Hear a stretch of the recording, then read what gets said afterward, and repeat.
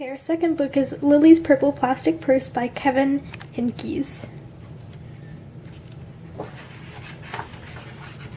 Lily loved school. She loved the pointy pencils, she loved the squeaky chalk, and she loved the way her boots went clickety, clickety, click down the long, shiny hallways. Lily loved the privacy of her very own desk. She loved the fish sticks and chocolate milk every Friday in the lunchroom. And most of all, she loved her teacher, Mr. Slinger.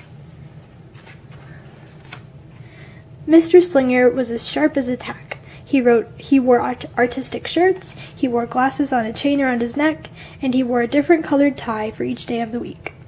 "Wow," said Lily. That was just about all she could say. Wow. Instead of "Greetings, student," or "Good morning, pupils," Mr. Slinger winked and said, "Howdy."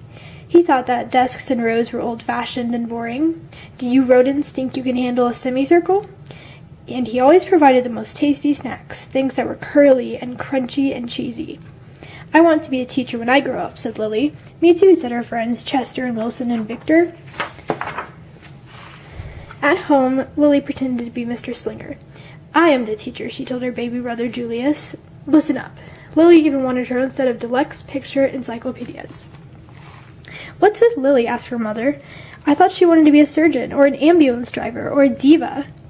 "It must be because of her new teacher, Mr. Slinger," said her mother. "Wow," said their father. That was just about all he could say. Wow. Whenever the students had free time, they were permitted to go to the light bulb lab in the back of the classroom. They expressed their ideas creatively through drawing and writing. Lily went often. She had a lot of ideas. She drew pictures of Mr. Slinger, and she wrote stories about him too. During sharing time, Lily showed her creations to the entire class. "Wow," said Mr. Slinger. That was just about all he could say. Wow. And at the very last second, Mr. Slinger saved the cold, starving elderly. When Mr. Slinger had bus duty, Lily stood in the line, even though she didn't ride the bus. Lily raised her hand more than anyone else in class, even if she didn't know the answer. And she volunteered to stay after school to clap erasers. "I want to be a teacher when I grow up," said Lily. "Excellent choice," said Mr. Slinger. One Monday morning, Lily came to school especially happy. She had gone shopping with her Grammy over the weekend. Lily had a new pair of movie star sunglasses, complete with glittery diamonds and a chain like Mr. Slinger's. She had 3 shiny quarters, and best of all, she had a brand new purple plastic purse that played a jaunty tune when it was opened. Lily wanted to show everyone. "Not now," said Mr. Slinger. "Listen to our story." Lily had a hard time listening. Lily really wanted to show everyone. "Not now," said Mr. Slinger. "Let's be considerate of our classmates." Lily had a hard time in being considerate. Lily really, really wanted to show everyone. "Not now," said Mr. Slinger. "Wait until recess or sharing time." But Lily could not wait. The glasses were so glittery, the quarters were so shiny, and the purse played such nice music, not to mention how excellent it was for storing school supplies. "Look," Lily whispered fiercely. "Look, everyone. Look what I've got." Everyone looked, including Mr. Slinger. He was not amused. "I'll just keep your things at my desk until the end of the day," said Mr. Slinger. "They'll be safe there, and then you can take them home." Lily's stomach lurched. She felt like crying. Her glasses were gone. Her quarters were gone. Her purple plastic purse was gone. Lily longed for her purse, and all morning she was even too sad to eat the snack Mr. Slinger served before recess. That afternoon, Lily went to the light bulb lab. She was still very sad. She thought and she thought and she thought. And then she became angry. She thought and she thought and she thought some more. And then she became furious. She thought and she thought and she thought a bit longer. And then she drew a picture of Mr. Slinger. Right before the last bell rang, Lily sneaked the drawing into Mr. Slinger's book bag.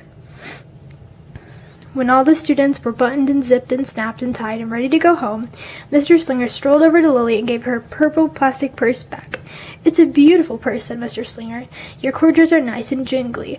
All those glasses are absolutely fabulous. You may bring them back to school as long as you don't disturb the rest of the class."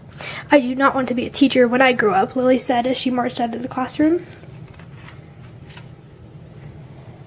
On the way home, Lilly opened her purse. Her glasses and quarters were inside, and so was a note from Mr. Slinger. It said, "Today was a difficult day. Tomorrow will be better." There was also a small bag of tasty snacks at the bottom of the purse. Lilly's stomach lurched. She felt like crying. She felt simply awful. Lilly ran all the way home and told her mother and father everything.